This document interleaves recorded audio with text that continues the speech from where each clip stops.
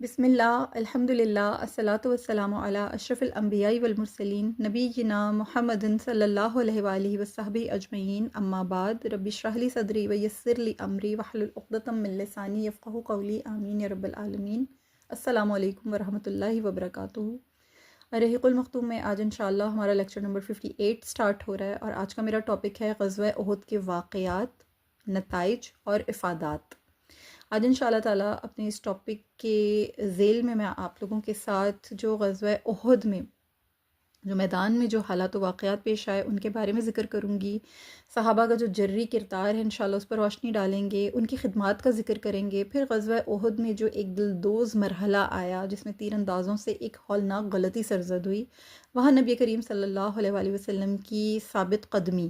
اور آپ صلی اللہ علیہ وآلہ وسلم کی عظیم رہنمائی نے کس طرح مسلمانوں کو دوبارہ یکجا کیا، اس پہ بات کریں گے، اس کا ذکر کریں گے انشاءاللہ تعالیٰ۔ پھر ہم یہ بھی دیکھیں گے کہ شہدائے احد کے جو فضائل و مناقبات ہیں اس میں قرآن اور حدیث میں کس طرح سے انہیں عظمتیں اور کس طرح سے انہیں خراج تحسین پیش کیا گیا ہے، اور پھر انشاءاللہ تعالیٰ ہم نتائج اور افادت کے اوپر بھی جو آخری ٹاپک ہوگا، لاسٹ ٹاپک ہوگا اس موضوع سے ریلیٹڈ، اس پہ ہم جائیں گے۔ اللہ سے دعا کرتے ہیں کہ اللہ تعالیٰ ہمیں یہ سیکھنا سمجھنا ہمارے لیے نفع بخش ثابت ہو، اللہ ہمیں اس پہ ثابت قدم رکھے، اللہ تعالیٰ ہماری زندگیوں میں اس سے بہتری لانے کی ہمیں توفیق عطا فرمائے۔ یہ سیکھنا سمجھنا میرے لیے، آپ کے لیے، ہمارے تمام کے والدین کے لیے، ہماری اولادوں کے لیے، آنے والی تمام نسلوں کے لیے اللہ تعالیٰ صدقہ جاریہ بنائے، ہماری آخرت کی راہیں ہموار ہوں، ہماری قبریں منور ہوں اس سے، اور اللہ تعالیٰ ہمارے سینوں کو کشادگی اور روشنی عطا فرمائے۔ اللہ ہمارے ذہنوں کو شعور اور پختگی نصیب فرمائے، ہمیں سیرت طیبہ صلی اللہ علیہ وسلم کا مطالعہ کرنے کی اور اس سے بہت ہی مفید اور یعنی نافع حکمتیں اخذ کرنے کی توفیق عطا فرمائے، اور اللہ تعالیٰ اس دوران ہم سے کوئی شارٹ کمنگ ہو جائے، کوئی ہماری کوتاہی ہو، غلطی ہو، کوئی قصور ہو، کوئی ہم سے اونچ نیچ ہو جائے، اللہ تعالیٰ اسے اپنی شان بے نیازی سے درگزر فرما دے، معاف فرما دے اور ہم سے راضی ہو۔ اللہ کے حبیب صلی اللہ علیہ وسلم کی خوشنودی حاصل کرنے کا یہ بہت بڑا ذریعہ ثابت ہو، آمین یا رب العالمین۔ اپنے ٹاپک کو شروع کرتے ہیں۔ میں نے آپ لوگوں کے ساتھ لاسٹ ٹائم ڈسکس کیا تھا کہ رسول اللہ صلی اللہ علیہ وسلم نے جنگی حکمت عملی تیار فرمائی، مسلمانوں کو ان کی پوزیشنیں عطا فرمائیں، سب اسلامی لشکر کو ان کی جو مقرر کردہ جگہیں تھیں وہ اسائن فرمائیں۔ آپ صلی اللہ علیہ وسلم نے تمام جتنے بھی امکانات تھے انہیں نظر میں رکھتے ہوئے آپ صلی اللہ علیہ وسلم نے انتہائی دوراندیشی اور بیدار مغز جرنیل کی حیثیت سے بہت زیرک منصوبہ بندی تیار کی، اور 50 تیر اندازوں کو جبل رمح پر آپ صلی اللہ علیہ وسلم نے متعین فرمایا۔ اس کے بعد نبی کریم صلی اللہ علیہ وسلم جب تمام اصحاب کرام کو ان کی پوزیشنز کے اوپر اسائن کر چکے، ان کے محاذ کے اوپر ان کو یعنی ان کی جو پوزیشنز تھی جب ان کو الاٹ کر چکے، پھر نبی کریم صلی اللہ علیہ وسلم نے تمام صحابہ کرام رضوان اللہ علیہم اجمعین کے سامنے ایک اپنی تلوار کو پیش فرمایا اور یہ فرمایا کہ مجھ سے یہ تلوار ادائے حق کی شرط پر کون لے گا۔ یہ جو میں آپ کے سامنے یہ حدیث رکھ رہی ہوں، یہ حدیث سیدنا انس بن مالک رضی اللہ تعالیٰ عنہ سے روایت ہے کہ نبی کریم صلی اللہ علیہ وسلم نے احد کے دن ایک تلوار تھام کر فرمایا، من یأخذ ھذا السیف بحقہ، یعنی مجھ سے یہ تلوار ادائے حق کی شرط پر کون لے گا۔ تمام صحابہ کرام نے فوراً ہاتھ پھیلا دیا، ہر شخص کہنے لگا یہ تلوار میں لوں گا، اللہ کے رسول صلی اللہ علیہ وسلم یہ تلوار آپ مجھے عطا فرما دیجئے۔ جو صحابہ تلوار لینے کے لیے فوراً لپکے ان میں سیدنا علی المرتضیٰ کرم اللہ وجہ الکریم بھی تھے، سیدنا زبیر بن عوام بھی تھے، سیدنا عمر بن خطاب رضی اللہ تعالیٰ عنہم یہ تمام حضرات شامل تھے۔ نبی کریم صلی اللہ علیہ وسلم نے یہ تلوار سیدنا ابو دجانہ سماک بن خرشہ رضی اللہ تعالیٰ عنہ کو عطا فرمائی۔ وہ آگے بڑھے، انہوں نے التجا کی کہ اللہ کے رسول صلی اللہ علیہ وسلم آپ جو شرط عائد فرمائیں گے میں اسی شرط کے ساتھ لیتا ہوں،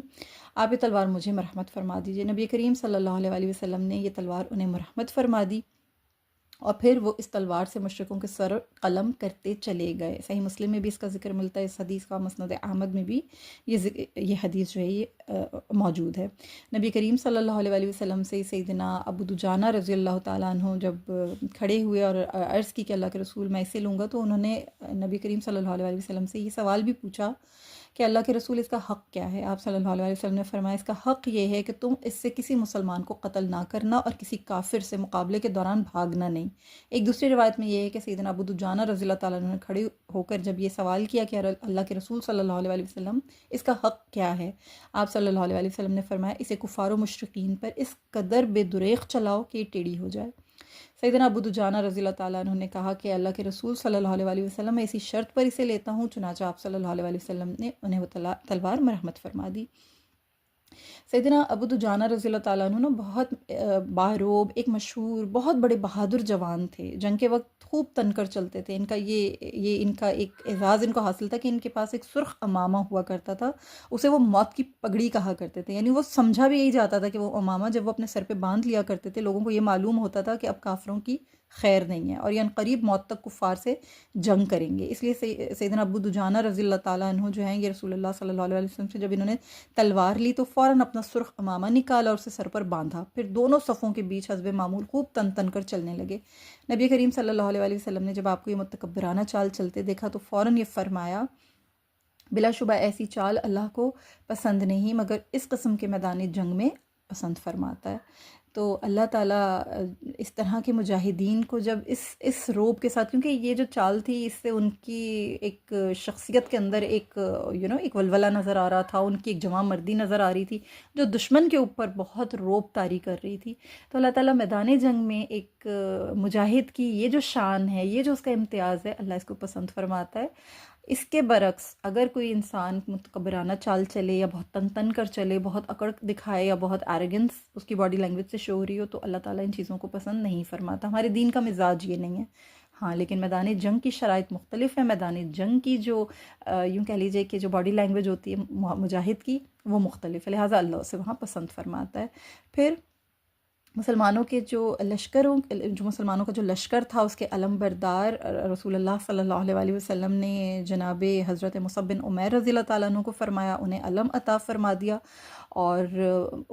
جب ان کی شہادت ہوئی تو اس کے بعد پھر یہ جو مسلمانوں کا علم تھا یہ سیدنا علی المرتضیٰ کرم اللہ وجہ الکریم کے ہاتھ میں آیا۔ مشرکین کا جو علم بردار تھا وہ طلحہ بن ابی طلحہ تھا اور اس کا تعلق جو تھا وہ بنو عبدالدار سے تھا۔ نبی کریم صلی اللہ علیہ وسلم نے اس روز 2 زرہیں زیبتاً فرما رکھی تھی، جیسے میں نے آپ لوگوں کے ساتھ پہلے بھی ذکر کیا تھا، اور مسلمانوں کا جو شعار تھا نا اس وقت، وہ جو جسے جنگ کا جو کوڈ ورڈ کہتے ہیں وہ تھا امتو امتو، یعنی مارو مارو، یہ مسلمانوں کا شعار تھا۔ دوسری طرف مشرکین بھی کھلے میدان میں اپنی صفیں درست کر رہے تھے۔ ان کا لشکر جو تھا وہ 3000 جنگجوؤں پر مشتمل تھا، جیسے میں نے آپ لوگوں کو پہلے بھی تمام جو سچویشن ہے بتائی ہوئی ہے کہ لشکر میں 200 گھوڑ سوار تھے، اور جو سیدھے ہاتھ کی طرف کی جو ان کی کمان تھی وہ خالد بن ولید کے سپرد تھی، اور جو ان کی الٹے ہاتھ کی جو کمان تھی وہ اکرمہ بن ابو جہل کے ذمے تھی، اور جو پیدل جنگجو تھے ان کی قیادت صفوان بن امیہ کر رہا تھا۔ بعض کے نزدیک پیدل لشکریوں کی قیادت عامر بن عاص بھی کر رہا تھا، مطلب یہ بعض کے نزدیک ہے، بعض جو سیرت نگار ہیں۔ تیر اندازوں کے دستے کی کمان عبداللہ بن ابی ربیعہ کے سپرد تھی۔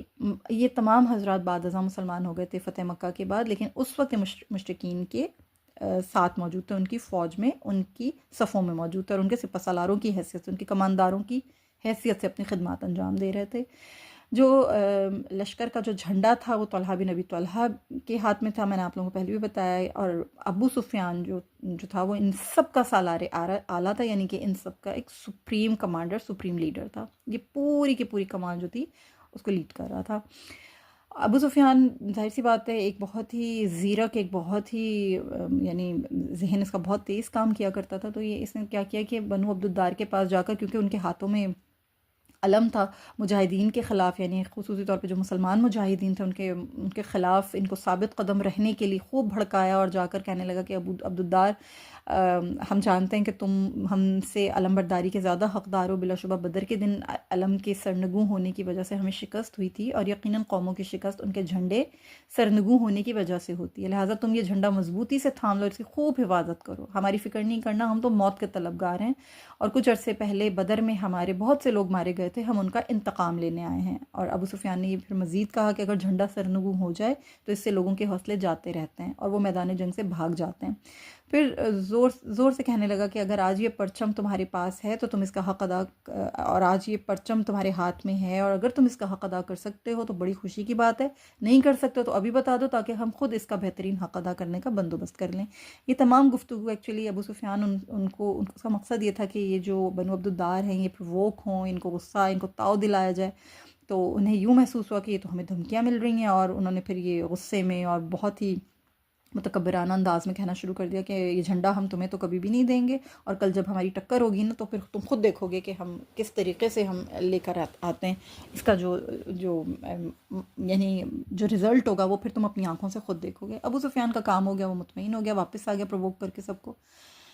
اب ظاہر سی بات ہے کہ مشرکین چال بازیاں تو کر ہی رہے تھے، مسلمانوں نے آپس میں بھی دیکھ لیا تھا مشرکین نے کہ منافقین میں کس طرح پھوٹ پڑی، اور منافقین عین میدان جنگ سے کس طرح انتہائی نازک موقع پر پیٹ پھیر کر بھاگ گئے تھے۔ انہوں نے مسلمانوں کی جماعت میں نئے نئے وسوسے ڈالنے کی پلاننگ شروع کی، اور ابو سفیان نے کیا کیا کہ مسلمانوں کے درمیان اختلاف پیدا کرنے کے لیے انصار کو پیغام بھیجا کہ آپ لوگ ہمارا آپ کے ساتھ کوئی لڑائی جھگڑا نہیں ہے، ہمارا آپ کے ساتھ کوئی اختلاف نہیں ہے، ہمارے چچیرے بھائی محمد صلی اللہ علیہ وسلم اور ہمارے درمیان میں سے آپ لوگ ہٹ جائیں، ہمارا آپ سے کوئی جھگڑا نہیں ہے۔ مسلمانوں کے دل اللہ اور اس کے رسول صلی اللہ علیہ وسلم کی محبت و اطاعت سے سرشار تھے، وہ دین اسلام پر ثابت قدم رہے۔ انہوں نے خود مدینہ سے نکل کر داد شجاعت دینے کی رسول اللہ صلی اللہ علیہ وسلم سے درخواست کی تھی، وہ تو یہ ظاہر سی بات ہے ایسی شیطانی ترغیبات اور وسوسوں میں نہیں آنے والے تھے، وہ کیسے اس جال میں پھنس سکتے تھے۔ انہوں نے بہت پکے ایمان اور اٹل استقامت کا ثبوت عطا کیا۔ کھٹے ہو گئے منافقین اور مشرکین تمام، یہ جتنے بھی آئے ہوئے تھے مکہ سے جو لشکر آیا ہوا تھا، کھٹے ہو گئے، ان کو پتہ چل گیا کہ نہیں، یہ مسلمان جو ہیں یہ ٹوٹنے والے نہیں ہیں۔ جنگ شروع ہونے سے چند لمحے پہلے قریش مکہ نے ایک اور فریب دینے کی کوشش کی۔ اس موقع پر ان کے درمیان مسلمانوں میں سے یعنی مدینہ کا ہی ایک راہب تھا جس کا نام تھا ابو عامر، عبد عامر بن سیفی، یہ اچانک آدم کا، اسے رسول اللہ صلی اللہ علیہ وسلم نے فاسق کا لقب دے دیا تھا۔ یہ شخص قبیلہ اوس کا سردار تھا، لیکن دعوت اسلام کے ظہور کے بعد اسلام دشمنی پر اتر آیا تھا۔ یہ اہل مکہ کو مسلمانوں کے خلاف خوب بھڑکاتا رہتا تھا۔ اس نے قریش کو یہ باور کرا رکھا تھا کہ اہل مدینہ میری ایک آواز پر لبیک کہیں گے اور محمد صلی اللہ علیہ وسلم کا ساتھ چھوڑ دیں گے۔ چنانچہ جب یہ شخص میدان میں آیا، میدان احد میں، تو اس نے اہل مکہ کے غلاموں کے ساتھ مسلمانوں کے مد مقابل آ کر چلا کر کہا کہ اے آل اوس، میں ابو عامر ہوں۔ انصار نے اس کو دیکھ کر کہا کہ لا مرحبا بکا ولا اہلا یا فاسق، یعنی اے فاسق تیرے لیے ہمارے پاس کوئی گنجائش نہیں، یعنی کہ لا مرحبا بکا ولا اہلا، اور نہ تیرے لیے ہمارے پاس کوئی گنجائش ہے، نہ تو ہم میں سے ہے، اور اس کو یا فاسق کہا۔ یہ جواب سن کر وہ ان سے بہت بری طرح سے مایوس ہوا، لیکن اب اپنی حزیمت کو بچانے کے لیے کہنے لگا کہ میرے بعد میری قوم کو بہت شر پہنچ گیا ہے، اس کا مطلب یہ کہ میرے جانے کے بعد یہ لوگ بھٹک گئے ہیں اور ان پر شر جو ہے وہ چھا چکا ہے۔ بہرحال اس ابو عامر نے اہل مکہ کے ساتھ مل کر غلاموں اور احابیش کے گروہ کی کمان سنبھالی، اور پھر انہی لوگوں کے ساتھ مل کر مسلمانوں کے خلاف جنگ میں حصہ لیا اور ان پر سنگ باری بھی کی۔ قریشی عورتوں کا میں آپ کو بتا چکی ہوں کہ کتنا اشتعال انگیز تھا ان کا رویہ، وہ بھڑکا رہی تھیں، مستقل جنگجوؤں کے پاس جا رہی تھیں اور ان کو اپنے بدر میں جو پیارے مارے گئے تھے ان کے بارے میں انہیں غیرت دلا رہی تھیں، انہیں دف بجا بجا کر، اشعار سنا سنا کر انہیں خوب غضبناک کر رہی تھیں، ان کے حوصلے بلند کر رہی تھیں اور ان کی ہمت بندھا رہی تھیں مستقل۔ اور یہ سب کچھ کرنے میں جو سب سے زیادہ شر پسند اور اشتعال انگیز عورت تھی وہ ابو سفیان کی بیوی ہند بنت عتبہ تھی۔ ساری عورتوں میں سب سے زیادہ شر یہ خاتون پھیلا رہی تھی، اور یہ عورتیں جو تھیں لشکر کے آگے پیچھے دائیں بائیں گھوم رہی تھیں اور عین لشکر کے جو قلب میں پھیرے لگا رہی تھیں، اور گا گا کے ان کو یہ باتیں کہہ رہی تھیں کہ ہم معزز لوگوں کی بیٹیاں ہیں، ہم گداز قالینوں پر چلتی ہیں، ہماری گردنوں میں موتی آویزاں ہیں اور ہماری مانگ میں کستوری بھری گئی ہے، تم پیش قدمی کرو گے تو ہم تمہیں گلے لگائیں گی اور بیٹھنے کے لیے تمہارے لیے قالین بچھائیں گی، اور اگر پیٹ دکھاؤ گے تو ہم تم سے روٹھ جائیں گی اور تم سے کنارہ کش ہو جائیں گی۔ فتنہ پرور عورتیں تھیں، فتنہ گری کر رہی تھیں، خاص طور پر بنو عبد الدار کے پاس جا رہی تھیں کیونکہ وہ علمبردار تھے، تو انہیں بھی خاص طور پر بہت زیادہ پرووک کر رہی تھیں کہ آگے بڑھو اور خوب شمشیر کے جوہر دکھاؤ وغیرہ، فتنہ پھیلا رہی تھیں، اکسا رہی تھیں انہیں، جنگ کی آگ پر تیل کا کام کر رہی تھیں۔ دوسری طرف رسول اللہ صلی اللہ علیہ وسلم کا طرز عمل یہ تھا کہ آپ صلی اللہ علیہ وسلم اپنے قادر مطلق وحدہ لا شریک پروردگار کے حضور گڑ گڑا کر یہ التجا کر رہے تھے کہ اے اللہ میں تیری قوت کے ساتھ دشمن پر حملہ آور ہوتا ہوں، تیری ہی قوت کے ساتھ پلٹتا ہوں اور تیری ہی رضا کے لیے لڑتا ہوں، مجھے صرف اللہ تعالیٰ ہی کافی ہے اور وہی بہترین کارساز ہے۔ سبحان اللہ العظیم۔ صحیح مسلم میں ہے کہ رسول اللہ صلی اللہ علیہ وسلم نے غزوہ بدر کی طرح غزوہ احد میں بھی بارگاہ الہی میں یہ دعا کی تھی کہ اے اللہ اگر تو چاہے تو زمین میں تیری عبادت نہ کی جائے، مطلب یہ ہے کہ اگر تو نے ہمیں فتح و نصرت سے اور کفار و مشرکین کو ہزیمت سے دوچار نہ کیا تو تیری عبادت کرنے والا کوئی نہیں بچے گا۔ فریقین نے اپنی اپنی تیاری مکمل کر لی۔ سالار اور سپاہی اپنی اپنی مقررہ پوزیشن سنبھالنے کے بعد فریقین جو تھے وہ ایک دوسرے کے مد مقابل آ گئے۔ مشرکین کے 3000 جنگجو تھے، جاہلانہ تکبر کا مظاہرہ کر رہے تھے اور غزوہ بدر کے انتقام اور مسلمانوں کے خون کے پیاسے ہوئے ہوئے تھے، اب بالکل آؤٹ آف مائنڈ ہوئے ہوئے تھے، باولے ہوئے ہوئے تھے۔ مسلمان صرف اللہ تعالیٰ کے اوپر توکل کیے ہوئے تھے اور شوق شہادت کے والہانہ جذبے سے سرشار تھے، اور کفار و مشرکین کے قوت سے ٹکرا جانے کے لیے بےتاب تھے۔ وہ اللہ کے دین کے غلبے کے متمنی تھے، انہیں اللہ سے ملاقات کا شوق تھا، انہیں اپنے مخالفین پر قوت ایمانی اور توحید کے سچے عقیدے کی بنا پر برتری حاصل تھی۔ اس کے علاوہ ان کے دامن میں کچھ بھی نہیں تھا۔ جنگ کی ابتدا ہو گئی، جنگ چھڑ گئی۔ جنگ کا جو پہلا شکار تھا وہ طلحہ بن ابی طلحہ بنا۔ وہ مشرکین کا علم لے کر سامنے آیا اور مسلمانوں کو چیلنج دینے لگا، مگر کوئی بھی سامنے نہیں آیا۔ یہ شخص قریش کا انتہائی طاقتور شاہ سوار تھا۔ یہ دیکھ کر طلحہ نے للکار کر کہا کہ اے اصحاب محمد صلی اللہ علیہ وآلہ وسلم، تمہارا گمان ہے کہ اللہ تعالیٰ تمہاری تلواروں کی ضرب سے ہمیں فوراً جہنم میں پہنچا دیتا ہے اور ہماری تلواروں کے وار سے تم فوراً جنت میں چلے جاتے ہو؟ ہاں، تو تم میں سے کوئی ہے جسے میری تلوار فوراً جنت میں پہنچا دے، یا اس کی تلوار مجھے ایک دم جہنم میں گرا دے؟ یہ سن کر سیدنا علی المرتضیٰ کرم اللہ وجہ الکریم فوراً میدان میں اترا اور فرمایا، اللہ کی قسم، جب تک اللہ تعالیٰ میری تلوار کے ذریعے تجھے فوراً آگ میں نہ پہنچا دے یا تیری تلوار کے ذریعے سے مجھے جنت میں نہ پہنچا دے، میں ہرگز پیچھے نہیں ہٹوں گا۔ یہ کہہ کر سیدنا علی المرتضیٰ کرم اللہ وجہ الکریم نے اس پر جھپٹ پڑے اور تلوار کا اتنا کاری وار کیا کہ اس کا ایک پاؤں کٹ کر دور جا گرا، اور حضرت علی کرم اللہ وجہ الکریم نے اس کے سر پر تلوار ماری، جس سے اس کے سر کے 2 ٹکڑے ہو گئے۔ اور اللہ کے دشمن کی ہلاکت کا یہ منظر دیکھ کر رسالت میں آپ صلی اللہ علیہ وآلہ وسلم بہت خوش ہوئے۔ فرت مسرت سے آپ صلی اللہ علیہ وآلہ وسلم نے بلند آواز سے نعرہ تکبیر بلند فرمایا، اللہ اکبر فرمایا، اور آپ صلی اللہ علیہ وآلہ وسلم کے صحابہ کرام نے بھی پرجوش آواز سے اللہ اکبر کا نعرہ لگایا، اور اس طرح سے لڑائی جو تھی وہ باقاعدہ طور پر شروع ہوئی۔ یعنی یوں کہہ لیجیے کہ جو جنگ کی ابتدا تھی اس میں پہلا شکار سیدنا علی المرتضیٰ کرم اللہ وجہ الکریم نے ہی فرمایا۔ ابن اسحاق کی ایک روایت ہے کہ سیدنا زبیر رضی اللہ تعالیٰ عنہ کو طلحہ بن ابی طلحہ کا جو شکار تھا یہ انہیں نصیب ہوا تھا، انہوں نے ان کا ذکر کیا ہے۔ بہرحال حضرت علی کرم اللہ وجہ الکریم سے متعلق سیرہ نبویہ میں بھی موجود ہے، سیرۃ الحلبیہ میں بھی موجود ہے، سال الہدی والرشاد میں بھی موجود ہے، اور الطبقات ابن سعد میں بھی موجود ہے، اور حضرت سیدنا زبیر رضی اللہ تعالیٰ عنہ سے متعلق سیرۃ النبویہ ابن کثیر میں اس کی جو ہیں وہ ہمیں ملتے ہیں، اس کی یہ ان کے نام سے جو ہے یہ واقعہ درج ہے۔ اللہ اکبر کبیرہ، سبحان اللہ العظیم۔ جن کو بھی اللہ پاک نے یہ شرف عطا فرمایا، دونوں ہی جری ہیں، دونوں ہی اللہ کے بہترین مجاہدین میں سے ہیں، رسول اللہ صلی اللہ علیہ وسلم کے قریبی صحابہ میں سے ہیں اور کبائر صحابہ میں سے ہیں، اور آپ کو پتہ ہے کہ سابقون الاولون میں سے ہیں، تو سبحان اللہ جس کے حصے میں بھی یہ شرف آیا، دونوں کو ہی ہمارا سلام۔ پھر مشرکین کے جھنڈے کے گرد ظاہر سی بات ہے سخت جنگ شروع ہو گئی، اور ایک کے بعد ایک جو ہے یہ جھنڈے والے جو تھے خصوصی وہ خصوصی ہدف تھے، تو ان کی طرف زیادہ یلغار ہو رہی تھی، اور جیسے ہی آغاز ہوا مشرکین کے حوصلے سر آغاز میں ہی پست ہو گئے، اور مسلمانوں کا مقصد بھی یہی تھا تاکہ اسی طریقے سے جو ہے وہ جنگ کو محدود رکھا جا سکتا تھا، اور اولی نصب العین بھی یہی ہوتا ہے کہ جہاں تک ہو سکے دشمن کو جو ہے وہ یعنی اس کو محدود رکھا جائے۔ صحابہ کرام رضی اللہ تعالیٰ عنہ اللہ کے بندوں پر بے حد شفیق تھے، یہ بات ہمیں یاد رکھنی چاہیے۔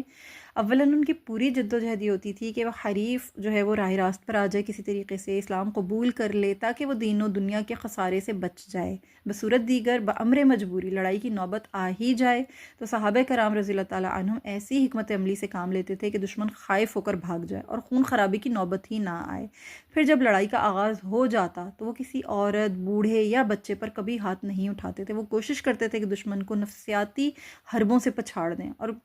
جو کچھ تو خون ہے اس سے ہر ممکن کوشش کرتے تھے کہ اس سے باز رہیں تاکہ دشمن مسلمان ہو جائے یا جزیہ گزار بن کر مسلمانوں کے لیے آگے بڑھنے کی راہ چھوڑ دے۔ اسی لیے اس موقع پر بھی مسلمانوں نے سب سے پہلے دشمن کے علمبرداروں پر تابڑ توڑ حملے کیے، یہاں تک کہ مشرکین کے حوصلوں کی کمان ٹوٹ گئی۔ قریشی علمبردار طلحہ بن ابی طلحہ جو تھا یہ ہلاک ہو گیا۔ اس کے بعد عثمان بن ابی طلحہ نے مشرکین کا علم سنبھالا، اور یہ بھی ایک متکبر شخص تھا۔ اس کے مقابلے میں سیدنا حمزہ رضی اللہ تعالیٰ عنہ آگے بڑھے، انہوں نے اپنی تلوار کے جوہر دکھائے، اس پر ایسا وار کیا کہ عثمان بن ابی طلحہ بھی جو تھا وہ دونوں ہاتھ اور دونوں شانے اس کے کٹ کر دور جا گرے، اور یوں علم اس کے ہاتھ سے چھوٹ گیا، اور دیکھتے ہی دیکھتے وہ بھی جہنم واصل ہوا۔ اس کے بعد پھر ابو سعد بن ابی طلحہ نے جھنڈا اپنے ہاتھ میں لیا۔ اس بار سیدنا سعد بن ابی وقاص رضی اللہ تعالیٰ عنہ نے تاک کر تیر اس کے حلق پر مارا، اس کی زبان باہر نکل آئی، وہ گرا اور مر گیا، اور جھنڈا اس کے ہاتھ سے چھوٹ کر زمین پر گر پڑا۔ ابن ہشام میں ابو سعد بن ابی طلحہ کے بارے میں ذکر ہے کہ اسے سیدنا علی المرتضیٰ رضی اللہ تعالیٰ عنہ نے قتل کیا تھا۔ ابو سعد بن ابی طلحہ نے ہی دعوت مبارزت دی تھی، اور ابتداء میں اسلامی لشکر نے کوئی جواب نہیں دیا تھا، یعنی اسلامی لشکر سے کسی نے جواب نہیں دیا تھا۔ پھر سیدنا علی المرتضیٰ کرم اللہ وجہ الکریم جو ہے وہ آگے بڑھے تھے، اور انہوں نے اس کا مقابلہ کیا تھا، اور ایسا زبردست وار کیا تھا کہ وہ وہیں ڈھیر ہو گیا۔ پھر اس کے بعد مصعفہ بن طلحہ بن ابی طلحہ نے مشرکین کا جھنڈا تھاما، اور سیدنا عاصم بن ثابت رضی اللہ تعالیٰ عنہ نے اسے ایک ہی وار میں ٹھکانے لگایا۔ پھر حارث بن طلحہ بن ابی طلحہ نے جھنڈا اٹھایا۔ عاصم بن ثابت نے جب اس کو قتل کر دیا تو یہ بتایا جاتا ہے، بعض مورخین یہ بھی کہتے ہیں کہ یہ سیدنا زبیر بن عوام رضی اللہ تعالیٰ عنہ کے ہاتھوں قتل ہوا تھا۔ اور اس کے بعد پھر جلاز بن طلحہ بن ابی طلحہ نے جھنڈا بلند کیا، اس سے پہلے کہ وہ اپنی جگہ پر سنبھلتا سیدنا طلحہ بن عبید اللہ نے اسے رضی اللہ تعالیٰ عنہ نے اسے نیزہ مارا، وہ بھی ایک لمحے کے لیے نہیں پھٹک سکا، وہ آگے بڑھ ہی نہیں پایا، اور بس گرا اور ڈھیر ہو گیا، ختم ہو گیا۔ یہ 6 افراد ایک ہی گھرانے یعنی ابو طلحہ، عبداللہ بن عثمان، عبد الدار سے تعلق رکھتے تھے۔ یہ سب مشرکین کا جھنڈا بچاتے بچاتے مارے گئے۔ ان کے بعد بنو عبد الدار میں سے ارطا بن شرجیل نے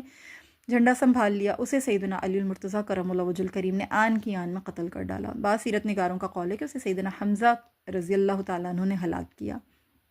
اس کے بعد یہ جو جھنڈا تھا نا، یہ مشرکین کا جھنڈا جو تھا، یہ شریح بن قارز نے اٹھایا، اس نے جھنڈا اٹھا لیا، اسے بنو ظفر کے حلیف قزمان نے قتل کیا تھا، یعنی عثمان جو تھا یہ بنو ظفر کا حلیف تھا۔ اس کے بعد یہ جھنڈا جو تھا یہ شرجیل بن ہاشم العبدری نے اٹھایا، بلکہ اس کے بیٹے نے اٹھایا، اسے بھی قزمان نے ختم کیا۔ اس طرح قریش کے بہترین جنگجو علمبردار جو تھے وہ سارے کے سارے قتل ہو گئے، اور اب علمبردار جو تھا بنو عبدالدار میں سے وہ کوئی بھی باقی نہیں بچا۔ تو پھر ان کا ایک غلام حبشی تھا، اس کا جو نام تھا وہ ثواب تھا۔ ثواب بہادری دکھائی، وہ آگے بڑھا، اس نے اپنی جرأت و ثبات کے لحاظ سے اپنے سے پہلے جو جنم واصل ہوئے تھے ان سے زیادہ بہادری کا مظاہرہ کیا، اور علم اٹھا کے علمبرداروں میں اپنا نام لکھوایا، اور مشرکوں نے اس سے کہا کہ دیکھو تمہاری وجہ سے اب ہمیں شرمندگی نہ اٹھانی پڑے، لہٰذا وہ ڈٹ گیا، اس نے جھنڈا اپنے دائیں ہاتھ میں رکھا۔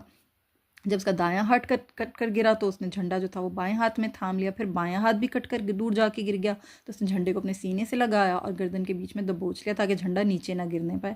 بالآخر وہ بھی زخموں سے چور ہو گیا، تاب نہ لا سکا، ہلاک ہو گیا۔ اس کی زبان جو تھی وہ ظاہر سی بات ہے اپنی قوم کی لاج رکھ رہی تھی، اور وہ یہی کہتے کہ اللہم حل عززت، یعنی اے اللہ کیا میں نے اپنی قوم کی لاج رکھ لی ہے۔ اس امر میں اختلاف ہے کہ اس علمبردار غلام ثواب کو کس نے قتل کیا۔ کچھ لوگ کہتے ہیں اسے بھی قزمان نے ہی ہلاک کیا، بعض کے نزدیک سیدنا علی المرتضیٰ کرم اللہ وجہ الکریم، اور بعض کے نزدیک سعد بن ابی وقاص رضی اللہ تعالیٰ عنہ نے اسے جہنم واصل کیا تھا۔ بہرحال یہ بھی ختم ہو گیا۔ اب اس کے بعد ہوا یہ کہ جناب سیدنا ابو دجانہ جو تھے رضی اللہ تعالیٰ عنہ، وہ نہایت جری تھے، وہ بھی آگے بڑھتے گئے اور نبی کریم صلی اللہ علیہ وسلم کی تلوار کے ساتھ بے انتہا انہوں نے شجاعت کا مظاہرہ فرمایا۔ اللہ کے رسول نے انہیں صلی اللہ علیہ وسلم نے انہیں تلوار عطا فرمائی تھی، بہادر انسان تھے۔ انہوں نے کاٹ کے سب لوگوں کو جو ہے وہ اپنی راہ سے ہٹایا، مشرکینوں کی صفوں کو چیرتے چلے جاتے تھے۔ وہ اس طرح سے سب کو، مطلب جیسے قہر ٹوٹ رہا ہوتا ہے نا، ماشاءاللہ، وہ اس طرح سے ابو دجانہ جو تھے وہ اپنی شجاعت کو اس طرح سے سب کے اوپر اپنی ڈھاک بٹھا رہے تھے، اور ان کی تلوار جو تھی وہ اس طرح سے پڑتی تھی کہ مشرک جو تھے وہ جب ابو دجانہ ان کے اوپر وار کرتے تھے نا، تاک کر وار کرتے تھے، تو وہ اس کو ظاہر مشرکین اپنی ڈھال پر روکنے کی کوشش کرتے تھے، تو تلوار ان کی ڈھال کے اندر پھنس جاتی تھی۔ ابو دجانہ ایسا وار کرتے تھے کہ وہ اس ڈھال سمیت ہی اس کو جو ہے ختم کر دیتے تھے۔ یعنی اس قدر جری، اس قدر بہادر تھے کہ ان کی شمشیر زنی کا کیا کہنا، سبحان اللہ العظیم۔ پھر سیدنا زبیر رضی اللہ تعالیٰ عنہ جو تھے وہ ان کو نہ دیکھ رہے تھے کہ ابو دجانہ کے پاس جو ہے یہ تلوار ہے. ان سے ہی روایت ہے، وہی فرماتے ہیں کہ جب ابو دجانہ صفوں کو چیرتے ہوئے آگے جا رہے تھے نا تو کوئی کافر ان کے سامنے کھڑا نہیں ہو پا رہا تھا. اس دوران میں کیا ہوا کہ ابو دجانہ جو تھے وہ ابو سفیان کی بیوی ہند کے آمنے سامنے ہو گئے. اب ابو دجانہ جو تھے رضی اللہ تعالیٰ عنہ، انہوں نے فوراً اپنا ہاتھ روک لیا. ایک روایت میں ہے کہ جب ابو دجانہ رضی اللہ تعالیٰ عنہ ہند کے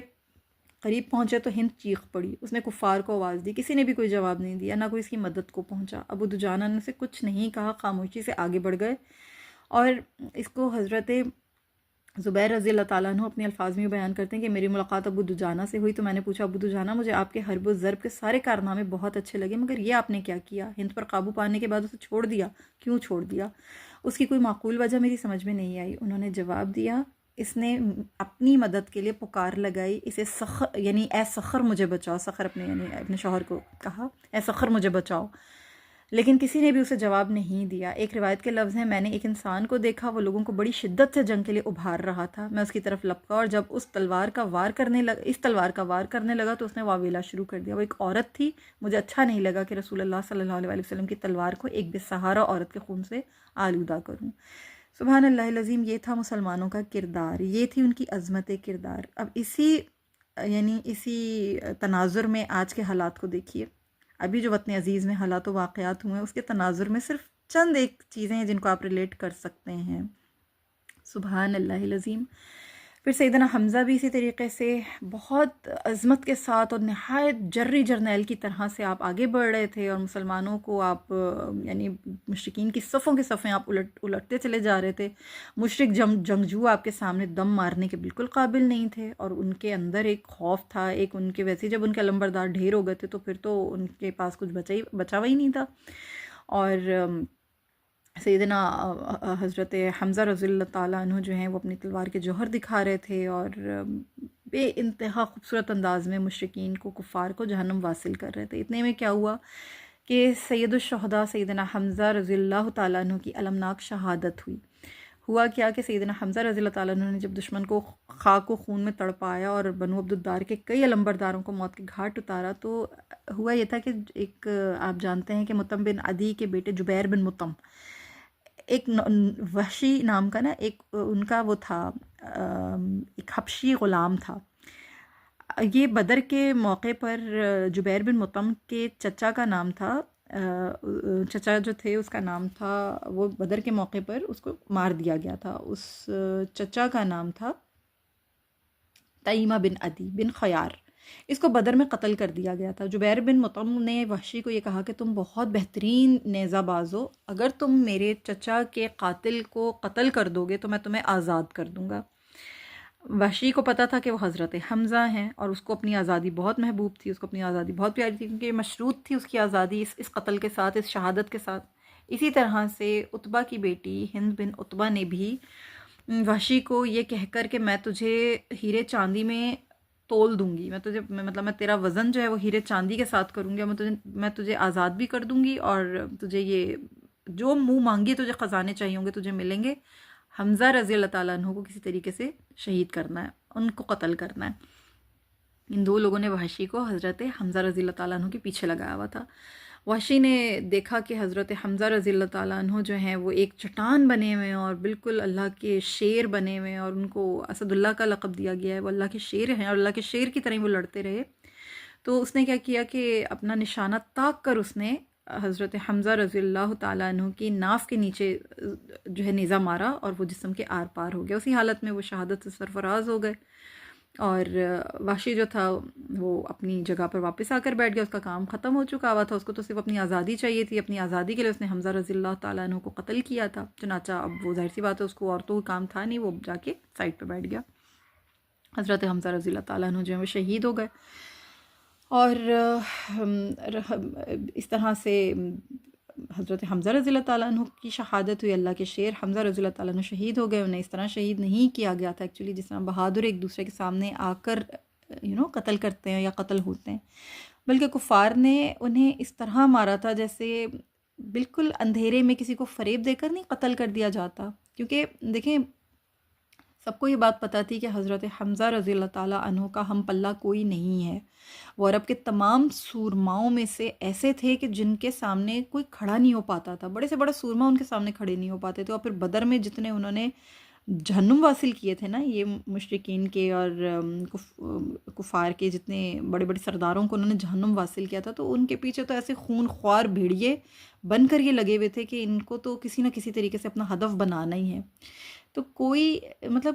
کوئی کیا سمجھتا تھا کہ اس مارکے میں جو ہے وہ ہم آرام سے حمزہ کے سامنے آئیں گے اور حمزہ کو ہم گرا لیں گے، ان کو چت کر دیں گے. ان کو پتہ تھا کہ یہ اس طرح سے قابو نہیں آئیں گے، لہٰذا انہوں نے یہی کیا جو بزدل کرتے ہیں کہ پرفریب کارروائی کی. اور اگر شجاعت و شرافت کے ساتھ کام کرتے تو ظاہر سی بات ہے بالکل بھی بازی نہ جیت پاتے. لہٰذا دھوکے سے جس وقت وہ کسی دوسرے کو قتل کر رہے تھے تو ان پہ بزدلانہ وار کیا، اور بزدلانہ وار کر کے ان کو جام شہادت نوش کرنے پر مجبور کیا گیا. وہ جام شہادت انہوں نے نوش فرمایا اور اللہ تعالیٰ نے ان کی شہادت کو انہیں سرفراز کیا اس شہادت سے. پھر اسی طریقے سے جناب حنظلہ، میں نے آپ لوگوں کے سامنے پہلے بھی بات کی تھی، حضرت حنظلہ رضی اللہ تعالیٰ عنہ، یہ نوجوان ایک مجاہد تھے. یہ ابو سفیان کے گھوڑے کے پیچھے دوڑے. جب ان کا آمنا سامنا ہوا تو ابو سفیان پر ان کی نظر پڑ گئی. اس کے گھوڑے کے اوپر انہوں نے تلوار سے ضرب لگائی، گھوڑا بتکا اور ابو سفیان بری طرح چیختے ہوئے زمین پر گر پڑا. حنظلہ رضی اللہ تعالیٰ عنہ ذبح کرنے کے لیے لپکے ہی تھے. اسی دوران میں شداد بن اسود پہنچ گیا اور اس نے آتے ہی سیدنا حنظلہ رضی اللہ تعالیٰ عنہ کو نیزہ مارا. سیدنا حنظلہ رضی اللہ تعالیٰ عنہ شدید زخمی ہو جانے کے باوجود اتنے جرری اور بہادر تھے کہ نیزہ تھام کر اٹھے اور شیر کی طرح شداد پر جھپٹے. لیکن اسی دوران میں اس نے دوسرا وار کر دیا جس سے وہ شہید ہو گئے. رسول اللہ صلی اللہ علیہ وسلم کو جب یہ اطلاع دی گئی تو آپ صلی اللہ علیہ وسلم نے ارشاد فرمایا کہ میں نے دیکھا ہے کہ فرشتے حنظلہ رضی اللہ تعالیٰ عنہ کو چاندی کے برتنوں میں آسمان و زمین کے درمیان بادلوں کے پانی سے غسل دے رہے ہیں. پھر آپ صلی اللہ علیہ وسلم نے فرمایا کہ ان کی بیوی سے پوچھو کیا معاملہ ہے. ان کی بیوی سے معلوم کیا گیا تو انہوں نے بتایا کہ جب حنظلہ رضی اللہ تعالیٰ عنہ نے جنگ کی پکار سنی اس وقت وہ حالت جنابت میں تھے. وہ اسی حالت میں نکل کھڑے ہوئے. آپ صلی اللہ علیہ وسلم نے فرمایا اسی وجہ سے انہیں فرشتوں نے غسل دیا ہے. سبحان اللہ العظیم، اللہ اکبر کبیرہ. تو یہ حضرت حنظلہ رضی اللہ تعالیٰ عنہ تھے جنہوں نے اپنی شجاعت اور اپنی بہادری کے جھنڈے گاڑے اس میدان میں. مسلمانوں کی بالادستی اس طرح سے ہوئی کہ ان دونوں عظیم الشان شہداء کی شہادت کے باوجود جنگ میں مسلمانوں کا پلہ بھاری رہا. سرفروش مجاہدوں نے جان کی بازی لگا دی. ابتدا سے ہی بنو عبدالدار کے لمبرداروں کو یکے بعد دیگرے، کیونکہ وہ یکے بعد دیگرے تہو تیغ تو کرتے ہی رہے، تو رسول اللہ صلی اللہ علیہ وسلم کی جنگی حکمت عملی کے مطابق وہ پامردی سے لڑ بھی رہے تھے، اور مسلمان جو تھے وہ بہترین طریقے سے اس کے اوپر غالب تھے میدان کے اوپر. جن تیر اندازوں کو رسول اللہ صلی اللہ علیہ وسلم نے عبداللہ بن جبیر رضی اللہ تعالیٰ عنہ کی سرکردگی میں جبل الرمح یعنی جبل عینین پر متعین فرمایا تھا نا، ان 50 مجاہدوں نے بھی مسلمانوں کے حق میں میدان کارساز کو بہت سازگار بنا رکھا تھا اور بنائے رکھا ہوا تھا. ان کا بہت اہم رول تھا. ہوا یہ کہ مکی شاہ سوار خالد بن ولید رضی اللہ تعالیٰ عنہ کی قیادت میں، اس وقت یہ خالد بن ولید رضی اللہ تعالیٰ عنہ مسلمان نہیں تھے، تو ان کی قیادت میں اسلامی فوج کا جو بایاں بازو تھا نا، اس کے اوپر وہ مسلمان تیر انداز جبل الرمح پر موجود تھے. تو یہ بار بار کیا کرتے تھے، حضرت خالد بن ولید رضی اللہ تعالیٰ عنہ جو تھے نا، یہ بار بار اپنے لشکر کو لے کر یہ وہاں سے ایک چکر لگا کر آتے تھے. یہ اوپر سے گھوڑ سواروں کو لے کر جاتے تھے اور یہ جو مسلمان تیر انداز تھے یہ انہیں تیروں سے روکتے تھے. ان کے حملے جو تھے نا، یعنی خالد بن ولید کے جو حملے تھے ان کو ناکام کرتے تھے. اور یہ 3 مرتبہ ہوا، 3 مرتبہ یہ کوشش جو ہے خالد بن ولید کی ناکام ہوئی. اہل مکہ کو شکست ہونا شروع ہوئی. مسلمان قلیل تعداد کے باوجود اللہ اور اس کے رسول صلی اللہ علیہ وسلم پر کامل یقین و اعتماد کے ساتھ مشرکین سے برسر پیکار رہے، اور مشرکین جو تھے وہ ان کے مقابلے میں بالکل ان کا پلہ جو تھا وہ ہلکا ہونا شروع ہوا، مسلمانوں کا پلہ بھاری ہونا شروع ہوا. جب قریش مکہ مسلمانوں کے تابڑ توڑ حملوں کے سامنے بے بس ہو گئے تو ان کے حوصلے جواب دینے لگے. انہوں نے کیا کیا کہ میدان جنگ سے بھاگنا شروع کیا، بدکنے لگے. خاص کر جو سواب نامی غلام تھا وہ جب قتل ہوا اور پھر کسی نے بھی اس کا گرا ہوا خاک آلود جھنڈا اٹھانے کی ہمت نہیں کی، تو اب تو ظاہر سی بات ہے وہ اپنے وقار اور اپنے مجد، اپنے شرف کے دعوے ان کے بالکل خاک میں مل گئے. انہیں سراب محسوس ہونے لگا کہ اب ہم کیا جیتیں گے. یعنی بدر کا بدلہ لیتے لیتے خود انہیں اپنی جان کے لالے پڑنے شروع ہو گئے تھے، وہ پسپا ہونا شروع ہو گئے تھے. اس دوران میں اللہ تعالیٰ ابن اسحاق رحمہ اللہ فرماتے ہیں کہ اللہ تعالیٰ نے نا اس دوران میں مسلمانوں پر اپنی مدد نازل کرنی شروع کی، ان سے اپنا وعدہ پورا کیا، چنانچہ مسلمانوں نے مشرکین کی ایسی ٹھکائی لگائی کہ وہ اپنے کیمپ سے بھاگنا شروع ہو گئے اور اپنی یعنی بھاگنے لگے، اور بلا شبہ انہیں شکست فاش ہونا شروع ہو گئی۔ اب ہوا کیا کہ مسلمانوں کو یعنی خصوصی طور پر سیدنا عبداللہ بن زبیر رضی اللہ تعالیٰ عنہ سے مروی، میں آپ کو یہ حدیث بتا رہی ہوں جو صحیح بخاری میں بھی ہے، پھر فتح الباری میں بھی اس کا ذکر ہے، سیرہ ابن اسحاق میں بھی اس کا ذکر ہے کہ سیدنا عبداللہ بن زبیر رضی اللہ تعالیٰ عنہ فرماتے ہیں کہ میرے والد نے فرمایا، یعنی زبیر بن عوام رضی اللہ تعالیٰ عنہ نے اپنے بیٹے سے یہ ذکر کیا ہوگا، تو عبداللہ بن زبیر نے اپنے والد سے اس چیز کو روایت کیا ہے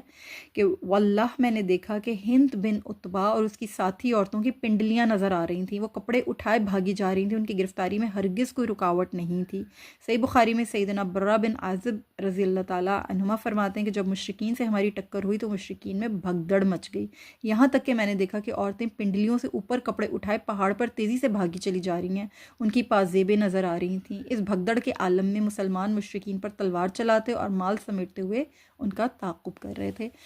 پھر یہ ہوا کہ صفوان بن امیہ کا غلام نستاس جو اس وقت مسلمان نہیں ہوا تھا اور مشرکین مکہ کے ساتھ لڑائی کے لیے آیا تھا، وہ کہتا ہے کہ میں غلام تھا اور مجھے کیمپ میں پیچھے رکھا گیا تھا۔ اس دن غلاموں میں سے صرف وحشی اور ثواب ہی جنگ میں، ان دو ہی غلاموں نے جنگ میں حصہ لیا تھا۔ وحشی نے جس نے حضرت حمزہ رضی اللہ تعالیٰ عنہ کو قتل کیا تھا، اگرچہ یہ قتل یعنی شہید کیا تھا حضرت حمزہ رضی اللہ تعالیٰ عنہ کو وحشی نے، لیکن یہ میں آپ کو بتا دوں کہ وحشی نے بعد میں اسلام قبول کر لیا تھا۔ جنگ طائف کے بعد جو غزوہ طائف ہوئی تھی اس کے بعد وحشی نے اسلام قبول کر لیا تھا، اور حضرت ابو بکر صدیق رضی اللہ تعالیٰ عنہ کے دور خلافت میں جو مسلمہ بن کذاب کا جو ایک بہت بڑا فتنہ اٹھا تھا نا، تو یہ مسلمہ بن کذاب کو اس وحشی نے ہی جو ہے قتل کیا تھا، جہنم واصل کیا تھا، کیونکہ رسول اللہ صلی اللہ علیہ وسلم نے نا بہت بہت تکلیف محسوس کی تھی جناب سیدنا حمزہ رضی اللہ تعالیٰ عنہ کی شہادت کی بہت تکلیف محسوس کی تھی، اور جب یہ وحشی اسلام قبول کرنے کے لیے سامنے پیش ہوا نا، تو رسول اللہ صلی اللہ علیہ وسلم نے یہ فرمایا تھا کہ کیا تم اپنا چہرہ لے کر میرے سامنے سے ہٹ نہیں سکتے، یعنی دیکھنا تک قبول نہیں کیا تھا آپ صلی اللہ علیہ وسلم نے، اس قدر آپ کو دکھ اور اذیت تھی۔ تو وحشی کے دل کے اندر نا یہ چیز بہت زیادہ تکلیف دہ تھی کہ میں نے نبی کریم صلی اللہ علیہ وسلم کو دکھ پہنچایا، تو میں کسی نہ کسی وجہ سے ان کی خوشنودی حاصل کرنے والا بھی کوئی نہ کوئی ایسا کام اپنی زندگی میں کر جاؤں۔ تو مسلمہ بن کذاب کو اس وحشی نے قتل کیا تھا، تو یہ وحشی کا کارنامہ ہے۔ بعد میں اسلام قبول کر لیا تھا اور ایز اے مسلمان انہوں نے یہ مارکہ بھی سر انجام دیا تھا۔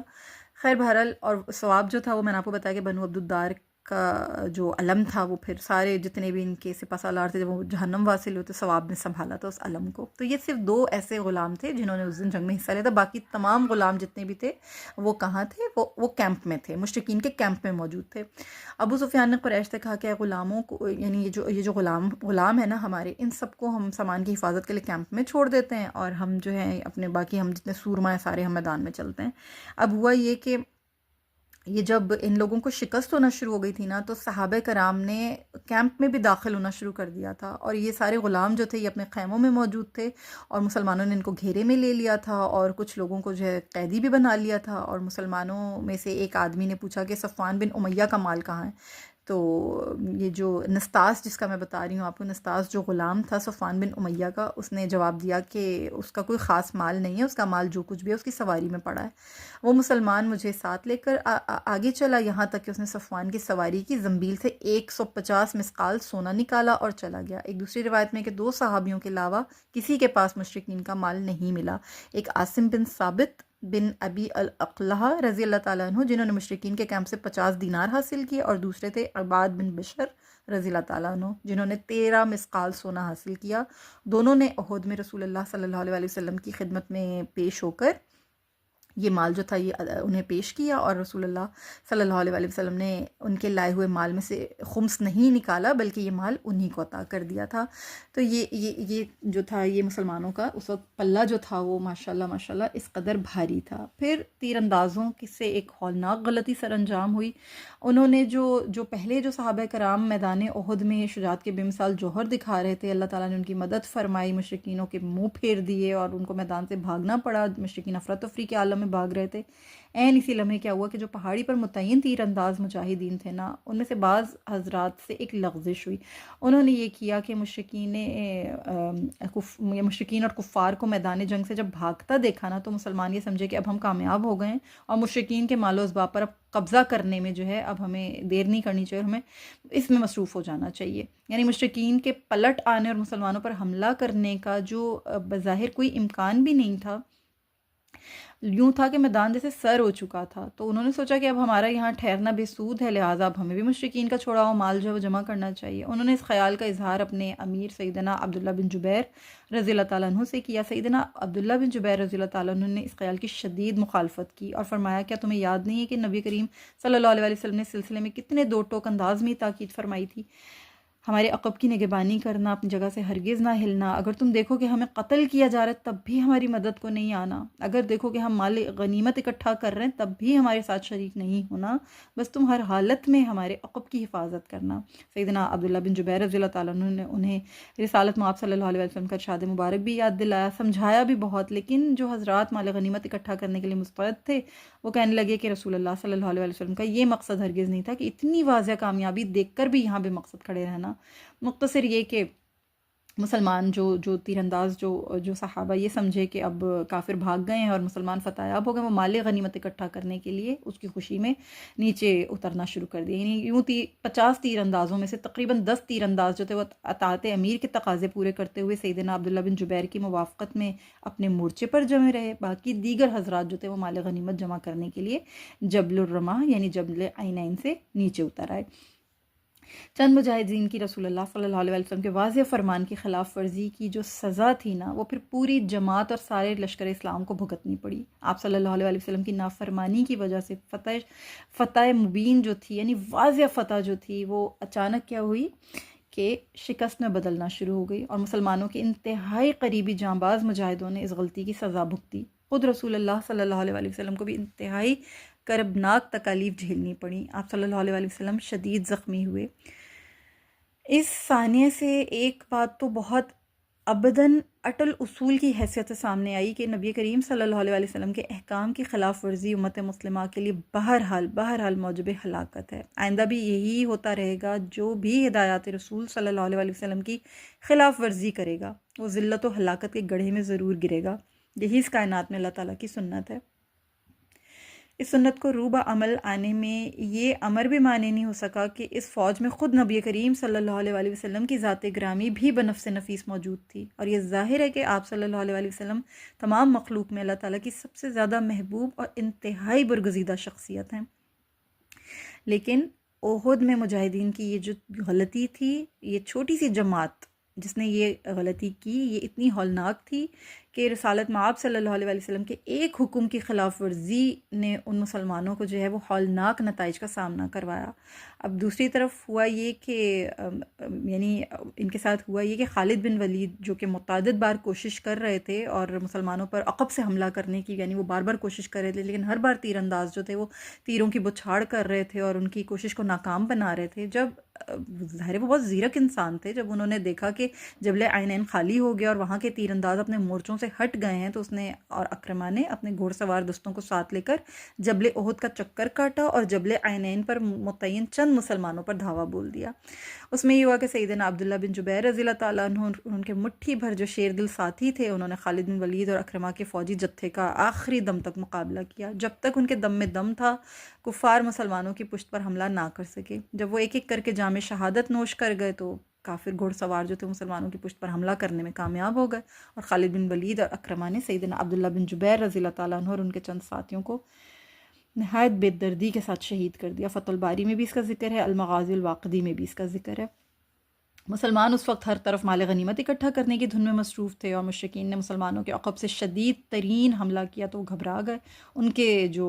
گمان میں بھی نہیں تھی یہ چیز کہ دشمن انہیں اچانک اس طرح سے گھیر لے گا. دوسری جانب میدان جنگ سے بھاگ جانے والے کفار نے جب اپنے گھڑ سواروں کو یا العزا اور یا آل حبل کے نعرے لگاتے ہوئے سنا اور مسلمانوں کو اس طرح تہو تیغ ہوتے ہوئے دیکھا تو وہ بھی پلٹ آئے اور مسلمانوں کا قتل عام کرنے لگے.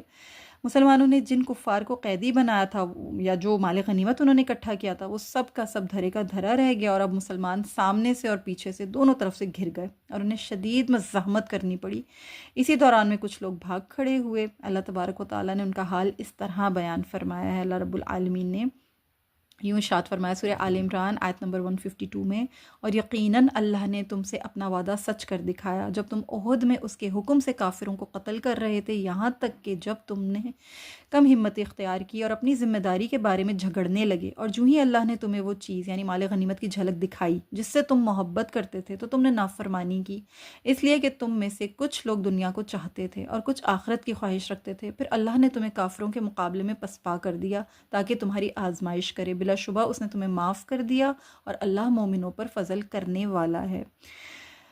غور فرمانے والی بات ہے یہاں رک کر میری بہنوں کے مال غنیمت جمع کرنے کے اقدام کو دنیا طلبی سے تعبیر کیا گیا ہے،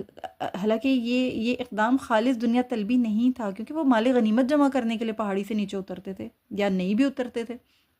تو بھی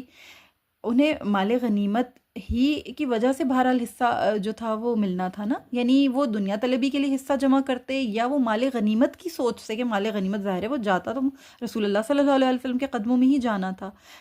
بہرحال وہ اسی لیے اترنا تھا نا، جو دوسرے مجاہدین کو ملنا تھا وہی حصہ ان کو بھی ملنا تھا، ان کو کوئی خاص حصہ تو نہیں مل جانا تھا، یا وہ خالص ان کے لیے تو نہیں تھا۔ ان کا یہ اقدام جو تھا یہ خالص دنیا طلبی نہیں تھا، مگر کیونکہ رسول اللہ صلی اللہ علیہ وآلہ وسلم کے حکم کی خلاف ورزی تھی، اس حکم کی خلاف ورزی میں مال غنیمت جمع کرنے کا انہوں نے یہ عمل سر انجام دیا، لہٰذا اللہ نے اس کو دنیا طلبی سے تعبیر کیا ہے۔ لیکن ساتھ ہی اللہ تعالیٰ نے یہ فرمایا کہ وَلَقَدْ عَفَا عَنْكُمْ، یعنی یہ فرما کر اللہ تعالیٰ نے اس خطا کو معاف کر دینے کا بھی اعلان فرما دیا۔ اللہ اکبر، نبی کریم صلی اللہ علیہ وآلہ وسلم کی اطاعت کتنی اہم ہے، اور ان کی خلاف ورزی ان کے احکامات کی اور ان کی ہدایات ہیں ان کی خلاف ورزی کتنا بڑا اور کتنا سنگین جرم ہے، اور کتنی بڑی غلطی ہے، اس کی کتنی پاداش ہے۔ انشاءاللہ تعالیٰ اس پر میں آپ کے ساتھ آگے اور مزید بھی بات کروں گی۔ پھر ظاہر سی بات ہے یہ تو ایک قیامت صغریٰ بن کر ٹوٹی مسلمانوں کے اوپر، مسلمان جو تھے ان کا تو یعنی ان کے اوپر حملہ ہوا چاروں طرف سے، فوج جو تھی اسلامی فوج جو تھی وہ بکھر کے رہ گئی، اور مسلمانوں کے ساتھ ہوا یہ کہ مسلمان جو تھے وہ 3 فوجی یونٹوں میں تقسیم ہو گئے۔ پہلا گروہ وہ تھا جس میں رسول اللہ صلی اللہ علیہ وآلہ وسلم اور آپ کے جنگی جرنیل یعنی جو حضرات تھے جو عام کمان کے مرکز میں رہے، وہ مشرکین کے تعاقب میں نہیں گئے۔ یہ 14 صحابہ کرام تھے، ان میں 7 مہاجرین تھے اور 7 انصار تھے۔ یہ نبی کریم صلی اللہ علیہ وآلہ وسلم نے یعنی یہ پہلا گروہ تھا اصل میں۔ مہاجرین میں سے حضرت ابو بکر صدیق رضی اللہ تعالیٰ عنہ، عبد الرحمن بن عوف رضی اللہ تعالیٰ عنہ، علی المرتضیٰ کرم اللہ وجہ الکریم رضی اللہ تعالیٰ عنہ، سعد بن ابی وقاص رضی اللہ تعالیٰ عنہ، طلحہ بن عبید اللہ رضی اللہ تعالیٰ عنہ، ابو عبیدہ بن جرح اور زبیر بن عوام رضی اللہ تعالیٰ عنہم۔ ان تمام مہاجرین صحابہ کا نام آتا ہے، اور انصار میں سے حباب بن منظر، ابو دجانہ، عاصم بن ثابت، حارث بن السمہ، سہل بن حنیف، سعید بن حزیر یا محمد بن مسلمہ، اور سعد بن معاذ یا سعد بن عبادہ رضی اللہ تعالیٰ عنہم تھے۔ یہ پہلا یونٹ تھا، پہلا فوجی گروہ تھا جو پیچھے نہیں بھاگا۔ دوسرا فوجی یونٹ وہ تھا جو دشمن کے تعاقب میں روانہ تو ہوا لیکن زیادہ دور تک نہیں گیا، وہ رسول اللہ صلی اللہ علیہ وسلم کی کمان میں ہیڈ کوارٹر کے نزدیک ہی رہا، اور جب جنگ کا رخ بدلا تو مشرکین اس گروہ کا محاصرہ نہ کر سکے۔ اس میں سیدنا انس بن نضر اور سیدنا عمر بن خطاب اور دیگر چند صحابہ کرام موجود تھے۔ ان لوگوں نے رسول اللہ صلی اللہ علیہ وسلم کی خدمت میں پہنچنے کے لیے بڑی برق رفتاری سے کام لیا اور فوراً ہیڈ کوارٹر پہنچے، اور رسول اللہ صلی اللہ علیہ وسلم کو دشمن کے حملے سے محفوظ کرنے کے لیے ایک محاذ قائم کر لیا۔ یعنی پہلا جو فوجی یونٹ تھا نا وہ دشمن کے پیچھے تک جو ہے وہ انہوں نے یعنی جو پہلا والا جو یونٹ تھا اس نے یہ جنگی جرنیل تھے، اور یہ حضرات جو تھے یہ اس کمان میں موجود تھے، مرکز کی کمان میں موجود تھے، جو مشرکین کے تعاقب میں نہیں گئے تھے۔ دوسرے جو تھے وہ تھے جو نبی کریم صلی اللہ علیہ وآلہ وسلم کا جب محاصرہ کرنے کا وقت آیا تو یہ قریب تھے، اور یہ بالکل ان کے قریب رہ کر دشمن کے حملے سے محفوظ رکھنے کے لیے محاذ قائم کر چکے تھے۔ تیسرا عسکری یونٹ وہ تھا جو عام اسلامی فوج کے بڑے حصے پر مشتمل تھا، یعنی وہ انہی مجاہدین نے ایکچولی کیا کیا تھا کہ دشمن کا اس حد تک تعاقب کیا کہ انہیں ان کے پڑاؤ سے مار بھگایا، مال غنیمت جمع کیا، اور ان کے کیمپ میں جو مال موجود تھا اس پر بھی قبضہ کر لیا۔ خالد بن ولید نے انہی لوگوں کے اوپر حملہ کیا تھا جو بہت آگے تک جا چکے ہوئے تھے، یعنی مشرکین کو بھگاتے بھگاتے یوں ان مجاہدین پر انتہائی غیر متوقع طور پر ایک ناگہانی آفت آ پڑی تھی، یہ ہوا تھا۔ اور اس دوران میں یہ ہوا کہ حضرت حذیفہ رضی اللہ تعالیٰ عنہ کے والد تھے یمان، وہ بھی اس جنگ میں موجود تھے، اور ان کے والد کے اوپر جو ہے وہ ظاہر سی بات ہے مسلمان جو تھے وہ ایک دم سے گتھم گتھا ہوئے، اور دونوں لشکر آپس میں جو ہے وہ پتہ ہی نہیں چل رہا تھا کہ کون کس کو مار رہا ہے کون کس کو نہیں مار رہا ہے۔ اتنے میں یہ ہوا افراتفری مچ گئی، مسلمان خود مسلمانوں کے ہاتھوں مارے گئے۔ سیدہ عائشہ رضی اللہ تعالیٰ عنہ فرماتی ہیں کہ احد کے روز پہلے مشرکین کو شکست فاش ہوئی، اس کے بعد ابلیس نے آواز لگائی کہ اے اللہ کے بندو پیچھے، یعنی اس پر جو اگلی صف پلٹی نا تو پچھلی صف سے وہ جنگ ان کی شروع ہو گئی، یعنی ان کو پتہ ہی نہیں چلا کہ ہم ایک دوسرے کو قتل کر رہے ہیں۔ اس میں حضرت حذیفہ رضی اللہ تعالیٰ عنہ کے والد یمان پر بھی حملہ ہوا، اور حضرت حذیفہ رضی اللہ تعالیٰ عنہ بیچارے وہ بے قرار ہو کر بولتے رہے کہ ارے اللہ کے بندو، اللہ کے بندو ہوش میں آؤ، یہ میرے والد ہیں۔ لیکن کسی نے بھی ظاہر ہے ان کی بات کو نہیں سنا، اور یہاں تک کہ ان کو شہید کر دیا۔ حذیفہ رضی اللہ تعالیٰ عنہ نے کہا کہ اللہ آپ لوگوں کی مغفرت کرے، رسول اللہ صلی اللہ علیہ وآلہ وسلم نے ان کی دیت بھی دینی چاہیے، لیکن سیدنا حذیفہ رضی اللہ تعالیٰ عنہ نے کہا کہ میں نے ان کی دیت مسلمانوں پر صدقہ کر دی ہے۔ اس قربانی کی وجہ سے نبی کریم صلی اللہ علیہ وآلہ وسلم کی نظر میں سیدنا حذیفہ رضی اللہ تعالیٰ عنہ کی عزت میں مزید اضافہ ہوا، اور وہ کہتے ہیں کہ اللہ کی قسم سیدنا حذیفہ رضی اللہ تعالیٰ عنہ میں ہمیشہ خیر ہی خیر رہی، یہاں تک کہ وہ اللہ سے جا ملے۔ تو یہ اس قدر مطلب مسلمان پینک ہو گئے تھے، مسلمانوں میں اتنی زیادہ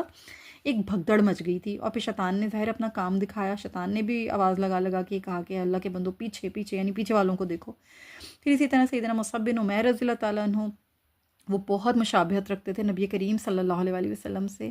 احد کے دن انہیں لشکر اسلام کا جھنڈا عنایت فرمایا گیا تھا۔ اب جب مشرکین میں سے عبداللہ بن قمہ رسول اللہ صلی اللہ علیہ وسلم کو ڈھونڈتا ہوا آیا، اور وہ آپ صلی اللہ علیہ وسلم کے در پہ تھا اور کہہ رہا تھا کہ مجھے محمد صلی اللہ علیہ وسلم کے بارے میں بتاؤ کہ وہ کہاں ہے، اگر وہ بچ گیا تو پھر میں تو ناکام ہو گیا۔ اس وقت سیدنا مصعب بن عمیر رضی اللہ تعالیٰ عنہ اس کے مقابلے میں آئے، انہوں نے اس سے لڑائی کی، یہاں تک کہ وہ شہید ہو گئے۔ چونکہ سیدنا مصعب بن عمیر رضی اللہ تعالیٰ عنہ رسول اللہ صلی اللہ علیہ وسلم سے بہت زیادہ مشابہت رکھتے تھے، اس لیے عبداللہ بن قمہ نے اعلان کر دیا کہ میں نے رسول اللہ صلی اللہ علیہ وسلم کو معاذ اللہ ثم معاذ اللہ قتل کر دیا ہے۔ یعنی یہ ایک بھگدڑ سی مچ گئی کہ رسول اللہ صلی اللہ علیہ وسلم جو ہیں وہ شہید ہو گئے، اور یہ قیامت خیز افواہ جو تھی اسلامی سپاہ کے حوصلے توڑنے میں ایک بہت بڑا اس نے رول پلے کیا، اور یہ سنتے ہی مسلمانوں کی دنیا ظاہر اندھیر ہو گئی، ان کے حوصلے ٹوٹ گئے، پھر وہ بکھرنے لگے، اور کچھ جو تھے وہ میدان جہاد جو چھوڑ کر مدینہ چلے گئے، کچھ پہاڑ کے اوپر چلے گئے، اور کچھ صحابہ کرام جو تھے رضی اللہ تعالیٰ عنہم وہ غم کے سمندر میں ایسے ڈوبے کہ انہیں اور اب کچھ سجائی نہیں دے رہا تھا اس قیامت خیز خبر کے بعد کہ اب ہم کیا کریں، کہاں نکلیں، کدھر جائیں، یعنی ان کے دماغ بالکل بند ہو گئے، ان کی عقل سمجھ بالکل کند ہو گئی، اور مسلمانوں کا ایک گروہ جو تھا وہ اتنا زیادہ یعنی ہمت ہار گیا، یا یوں کہہ لیجئے کہ اتنا زیادہ اس کے اوپر ایک عجیب قسم کی کیفیت طاری ہوئی کہ وہ میدان سے بھاگ ہی گیا۔ کچھ میدان کے کنارے پر بیٹھ گئے، بعض حضرات نے ہتھیار پھینک دیے، بعض حضرات نے یہ سوچا کہ ہمارے رہبر اعظم سیدنا محمد مصطفیٰ صلی اللہ علیہ وسلم تو شہید ہو چکے ہیں، اب جینے میں ہمارے لیے کیا بچا ہے، ہم زندہ رہ کے کیا کریں گے، اس لیے انہوں نے یہ سوچا کہ ہم شہادت کو ترجیح دیتے ہیں۔ وہ دشمن سے ٹکرا گئے اور مردانہ وار لڑتے ہوئے اللہ کی راہ میں قربان ہو گئے۔ انہی میں سے سیدنا انس بن نضر رضی اللہ تعالیٰ عنہ بھی تھے، جو بدر میں عدم شمولیت کی بنا پر اظہار افسوس کیا کرتے تھے اور کہتے تھے کہ اللہ کی قسم مجھے رسول اللہ صلی اللہ علیہ وسلم کے ساتھ جہاد کا موقع ملا تو اللہ تعالیٰ دیکھ لے گا کہ میں کافروں کا کیا حشر کرتا ہوں۔ چنانچہ اس موقع پر انہوں نے اپنا وعدہ سبحان اللہ العظیم سچا کر دکھایا۔ بعض مسلمان اتنے مایوس ہو چکے تھے کہ ایک گروہ نے مدینہ میں عبداللہ بن ابی سے رابطہ کرنے کے بارے میں بھی سوچا تاکہ مشرکین کے سالار ابو سفیان کے سامنے جنگ بندی کی پیشکش کرے، یعنی اس کو ثالثی بنا کر بیچ میں ڈالے کہ بھئی اب جس طرح سیز فائر کر دیتے ہیں نا، اس طرح سے اب امان حاصل کر لے۔ اور پھر ان حضرات میں سے ایک نے کہا کہ کاش عبداللہ بن ابی کی طرف ہمارا کوئی الچی جاتا اور وہ ہمارے لیے ابو سفیان سے امان لے لیتا، یعنی کہ تو اس نے یہ بھی انہوں نے مطلب یہ کہنا شروع کر دیا کہ اے میرے قوم کے لوگوں، بلا شبہ محمد صلی اللہ علیہ وسلم شہید ہو چکے ہیں، بس اس سے پہلے کہ وہ لوگ ہمارے یعنی اب یہاں تمہارے پاس آ کر تمہیں بھی قتل کر دیں تو اپنے قوم کے لوگوں کے پاس واپس چلے جاؤ۔ البدایہ والنہایہ میں محقق تحقیق موجود ہے، ٹھیک ہے، یہ چیزیں جو ہیں یہ سیرہ کی کتب میں موجود ہیں۔ مسلمانوں کی صفوں میں رسول اللہ صلی اللہ علیہ وسلم کی شہادت کی خبر پھیل جانے میں کیا حکمت تھی؟ اس کا جواب یہ ہے کہ رسول اللہ صلی اللہ علیہ وسلم کی جو ذات گرامی ہے نا، مسلمانوں کا یہ تعلق اتنا گہرا تھا جس کا کوئی اندازہ ہی نہیں کیا جا سکتا۔ ان کی صفوں میں آپ صلی اللہ علیہ وسلم کی موجودگی سے ایسی ناقابل تسخیر قوت موجود رہتی تھی کہ وہ بڑے سے بڑے طوفان کو بھی خاطر میں نہیں لاتے تھے۔ لیکن اب جب کہ نبی کریم صلی اللہ علیہ وسلم کی شہادت کی اتنی وحشت اثر خبر سن لی تھی ان سب نے، تو وہ اتنے غمزدہ ہو گئے تھے کہ اب انہیں کچھ سوچنے سمجھنے کی صلاحیت ہی ختم ہو گئی تھی ان کے اندر، اور یہ بات ان کے وہم و گمان میں بھی نہیں گزری کہ نبی کریم صلی اللہ علیہ وسلم جو ہیں وہ ان سے جدا ہو جائیں گے۔ حالانکہ حقیقت یہ تھی کہ نبی کریم صلی اللہ علیہ وسلم رسالت مآب سید المرسلین، عالم انسانیت کی سب سے بڑی شخصیت ہونے کے باوجود بہرحال اللہ کے بندے ہی تھے۔ انسان ہونے کے ناطے موت کا سانحہ لا محالہ آپ صلی اللہ علیہ وسلم کے لیے بھی مقدر تھا۔ جب بھی اللہ تعالیٰ چاہتا آپ صلی اللہ علیہ وسلم کو کسی بھی وقت موت آ سکتی تھی نا، یعنی آپ کی جو ظاہری حیات ہے اس کو پردہ ہو سکتا تھا۔ یہ وہ بہت بڑی حقیقت تھی جو آپ صلی اللہ علیہ وسلم سے والہانہ محبت کی وجہ سے صحابہ کرام کی نظر سے اوجھل ہو گئی تھی۔ اسی لیے آپ صلی اللہ علیہ وسلم کی شہادت کی خبر سن کر ان کے ہوش اڑ گئے، اور صدمے کے مارے ان کے کلیجے جو تھے وہ ایسے ہو گئے کہ بس اب وہ انہیں کچھ اور چیز سمجھ میں نہیں آ رہی تھی، اور یہ بہت بڑا خطرہ تھا کہ ان کا ایمان ہی نہ رخصت ہو جاتا کہیں ان سے۔ اللہ تعالیٰ نے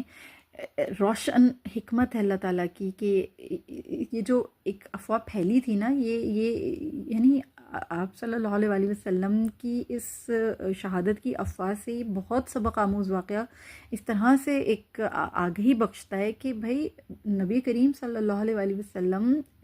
انسان ہیں بے شک، بہت ہی جلیل القدر اور اللہ تعالیٰ کی یعنی خیر البشر ہیں، وجہ تخلیق کائنات ہیں، لیکن اللہ وحدہ لا شریک پروردگار ہے۔ ایمان اللہ کے اوپر غیر متزلزل رکھنا ہے۔ اللہ حی القیوم ہے، اللہ تخت جلال اللہ کا جو ہے وہ ابداً ہے، وہ قائم رہے گا۔ نبی کریم صلی اللہ علیہ وسلم بلحاظ بشر فانی تھے، اس لیے انہیں غیر حاضر پا کر مسلمانوں کو الٹے پاؤں نہیں پھر جانا چاہیے تھا۔ یہ تو ایمان کی ایک طرح سے سمجھیں کہ مطلب ایک کسوٹی تھی، ایمان کو جانچنے کی ایک سمجھیں اللہ تعالیٰ کی طرف سے ایمان کو پرکھنے کی ایک بہت بڑی ایک کسوٹی بن کر یہ چیز سامنے آئی تھی۔ یہ عظیم سبق تھا مسلمانوں کے اندر یہ حقیقت اجاگر کرنے کے لیے۔ اس میں بہت سے مسلمانوں کی اس ذہنی کیفیت پر پھر تبصرہ بھی کیا جب انہوں نے رسول اللہ تعالیٰ نے یعنی اللہ رب العالمین میں قرآن میں اللہ پاک نے پھر اس کے اوپر تبصرہ فرمایا سورہ آل عمران کی آیت نمبر 144 میں، وما محمد الا رسول قد خلت من قبلہ الرسل، اور محمد صلی اللہ علیہ وسلم ایک رسول ہی تو ہیں، ان سے پہلے بہت سے رسول گزر چکے ہیں، اگر ان کا انتقال ہو جائے یا شہید ہو جائیں تو کیا تم اسلام سے اپنی ایڑیوں کے بل پھر جاؤ گے؟ اور جو کوئی اپنی ایڑیوں کے بل پھر جائے تو وہ اللہ کا کچھ بھی بگاڑ نہ سکے گا، اور اللہ شکر ادا کرنے والوں کو اچھی جزا دے گا۔ یعنی اس اہم ترین سبق کا مثبت اثر اس دن ظاہر ہوا پھر جب نبی کریم صلی اللہ علیہ وسلم واقعی اپنے رفیق اعلیٰ سے جا ملے۔ اس دن احد کی یہ جو افواہ تھی اور اس کے سبب نازل ہونے والی اس آیت قرآنی نے مسلمانوں کو پھر بیدار کیا اور انہیں اصل حقیقت کا احساس دلایا۔ لہٰذا مسلمانوں نے رسول اللہ صلی اللہ علیہ وسلم کی جدائی میں جو ان کے غمگین دل تھے، ان غمگین دلوں کے ساتھ پھر آپ صلی اللہ علیہ وسلم کو انہوں نے رخصت کیا تھا، اور پھر جو امانت کا جو بوجھ تھا اس امت نے پھر اس کو اٹھانے کی طرف خود کو متوجہ کیا، جسے نبی کریم صلی اللہ علیہ وسلم ان کے درمیان چھوڑ کر گئے تھے، یعنی دعوت اللہ اور جہاد فی سبیل اللہ کی امانت۔ انہوں نے پھر اس امانت کا پورے عزم اور پوری جوان مردی کے ساتھ جو ہے بھار اٹھایا، اور اللہ تعالیٰ نے پھر ان کے ایمان نہایت پختہ کیے، اور عقیدہ جو تھا ان کا وہ بے حد مستحکم تھا، اور اللہ تعالیٰ نے پھر ظاہر سی بات ہے کہ ان کی پوری مدد فرمائی، ان کی نصرت و تائید فرمائی، اور ان کو اللہ تعالیٰ نے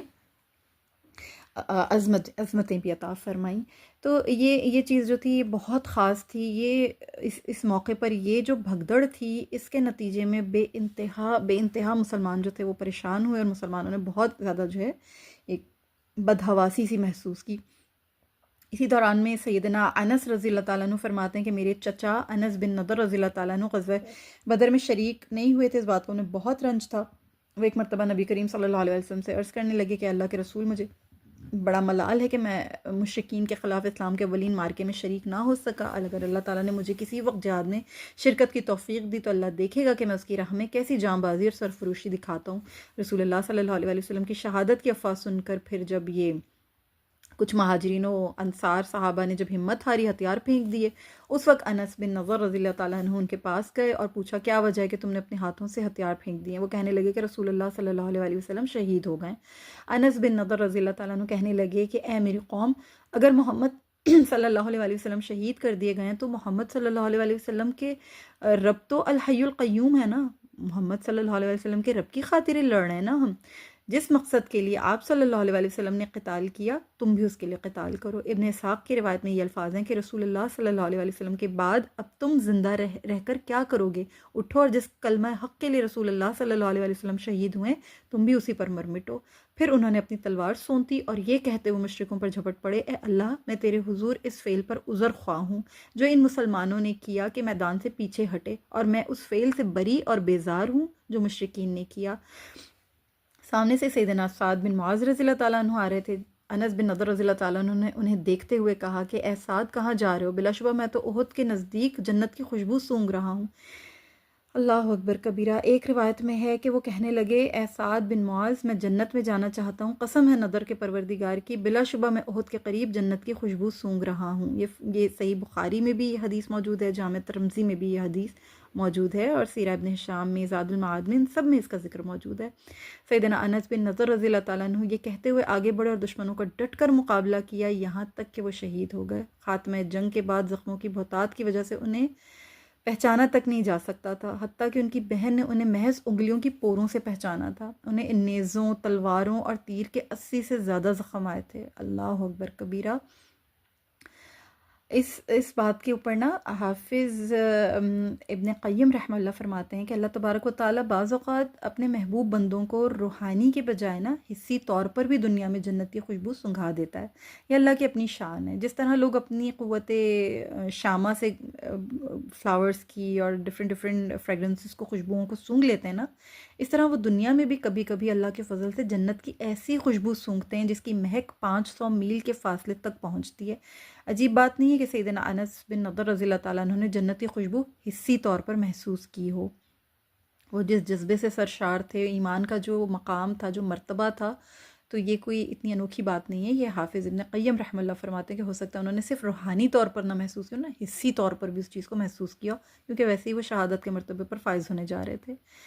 ان کا آخری وقت تھا، اس طرح سے ان کی ملاقات اللہ کے حضور جب لکھی جا چکی تھی، ان کی قدر میں موجود تھی۔ تو سبحان اللہ العظیم۔ پھر بہت سارے ایسے صحابہ کا ذکر ہمیں ملتا ہے جن میں کہ ثابت بن دحدہ رضی اللہ تعالیٰ عنہ ہیں۔ انہوں نے جب یہ قتل کی افواہ سنی کہ نبی کریم صلی اللہ علیہ وسلم شہید ہو چکے ہیں، تو انہوں نے اپنی قوم انصار کو اپنی جاں بازی اور سرفروشی کے جذبے سے سرشار ہو کر مشرکوں پر ٹوٹ پڑنے کی دعوت دی اور کہا کہ انصار کی جماعت، میری طرف آؤ، میری طرف آؤ، میں ثابت بن دحدہ ہوں۔ اگر محمد صلی اللہ علیہ وسلم قتل کر دیے گئے ہیں تو اللہ تو زندہ ہے، وہ تو کبھی نہیں مر سکتا، تم اپنے دین کے لیے لڑو، اللہ تمہیں نصرت و فتح عطا فرمائے گا۔ اس پر انصار کی ایک جماعت نے پھر ان کا ساتھ دیا۔ ان سب نے مل کر مکی سواروں پر حملہ کیا، جن میں خالد بن ولید، عامر بن عاص، اکرمہ بن ابو جہل اور زرار بن الخطاب شامل تھے۔ خالد بن ولید نے سیدنا ثابت بن دحدہ رضی اللہ تعالیٰ عنہ پر حملہ کیا اور انہیں نیزہ مار کر شہید کر دیا۔ اس طرح ان کے رفقا نے بھی لڑتے لڑتے جام شہادت کو نوش کیا۔ اور واقدی نے ثابت بن دحدہ رضی اللہ تعالیٰ عنہ کے بارے میں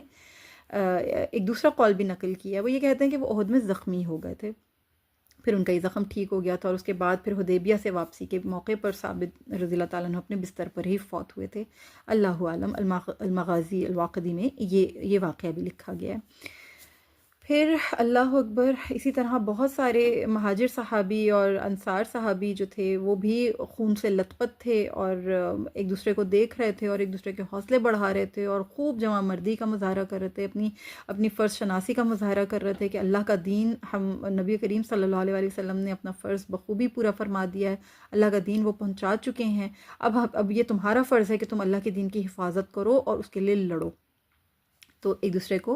صحابہ کرام، مہاجر صحابی جو تھے اور انصاری صحابیوں کو پاس سے گزر رہے تھے، خون سے لت پت تھے، تو یہ ایک دوسرے کو حوصلے بڑھا رہے تھے۔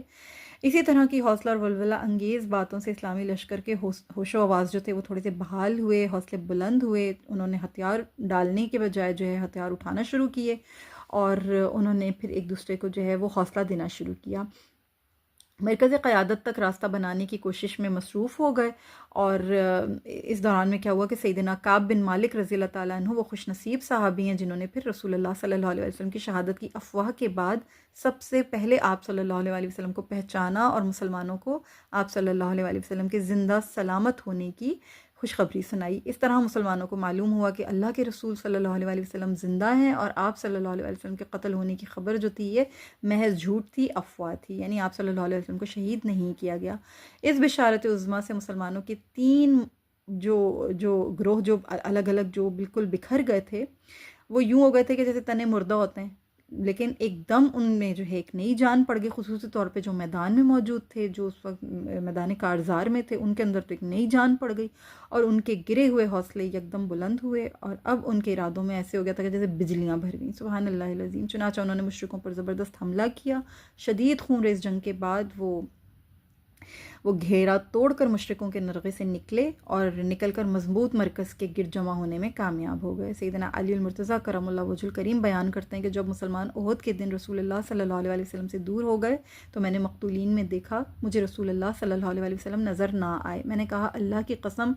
نہ تو آپ میدان چھوڑ کر جانے والے ہیں اور نہ میں آپ کو مقتولین میں دیکھ رہا ہوں، لیکن میرا خیال ہے کہ ہم نے جو کیا ہے اللہ تعالیٰ اس کی وجہ سے ہم پر غضبناک ہو گیا ہے، اور اس نے اپنے نبی صلی اللہ علیہ وسلم کو اٹھا لیا ہے۔ میرے لیے خیر اسی میں ہے کہ میں قتال کرتا رہوں یہاں تک کہ شہید ہو جاؤں۔ میں نے اپنی تلوار کی میان توڑ ڈالی اور کفار پر ٹوٹ پڑا۔ انہوں نے میرا رستہ صاف کیا تو کیا دیکھتا ہوں کہ میں اللہ کے رسول صلی اللہ علیہ وسلم کے ساتھ کفار کے درمیان موجود ہوں۔ سبحان اللہ العظیم۔ حضرت علی کرم اللہ وجہ الکریم کو یہ کرتے کرتے، قتال کرتے کرتے، غضبناک ہوتے ہوتے میں نبی کریم صلی اللہ علیہ وسلم کا دیدار نصیب ہو گیا۔ اللہ اکبر کبیرہ، سبحان اللہ العظیم۔ یہ جو مجاہدین تھے نا، یہ اپنے سالار اعظم کو اس طرح سے دیکھ کر اور ایک دم سے ان کو سامنے پا کر بے انتہا خوش ہوئے، اور انہوں نے نبی کریم صلی اللہ علیہ وسلم، یہ جو یعنی سالار اعظم کی حیثیت سے رسول اللہ صلی اللہ علیہ وسلم کا اپنے ہیڈ کوارٹر میں تشریف فرما رہنا یہ بہت ضروری تھا، کیونکہ آپ کے قریبی رفقا اور اہم جنگی کماندار جو تھے وہ اپنی اپنی جگہ پر استقامت کے ساتھ تعینات تھے، اور انہیں رہنا بھی چاہیے تھا تاکہ مشرکین جو ہیں وہ تعاقب نہ کر سکیں۔ نبی کریم صلی اللہ علیہ وسلم کے لیے یہ ضروری تھا، اور ان کے تحفظ پر جو مامور تھے ان کے لیے بھی یہ نہایت ضروری تھا۔ جب نبی کریم صلی اللہ علیہ وسلم نے جنگی منصوبہ بنایا تھا نا، تو اپنے جوانوں کو سفارہ کیا اور یہ فرمایا کہ یعنی کسی بھی قسم کی کوئی بھی سچویشن ہو،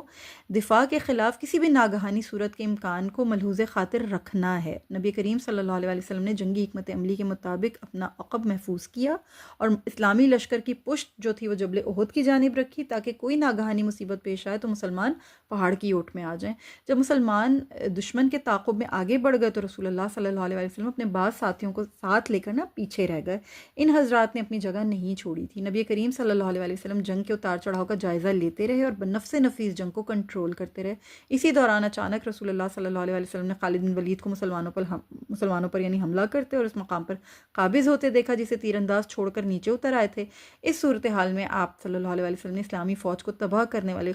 خطرات کی شدت کا ادراک و احساس فوراً فرما لیا۔ اس نازک گھڑی میں رسول اللہ صلی اللہ علیہ وسلم کے پاس دو راستے تھے۔ پہلا یہ تھا کہ آپ خود کسی محفوظ مقام یعنی محفوظ پناہ گاہ میں تشریف لے جاتے اور اپنی شخصی سلامتی کو ترجیح دیتے۔ اس طرح میدان میں فوج کی رہنمائی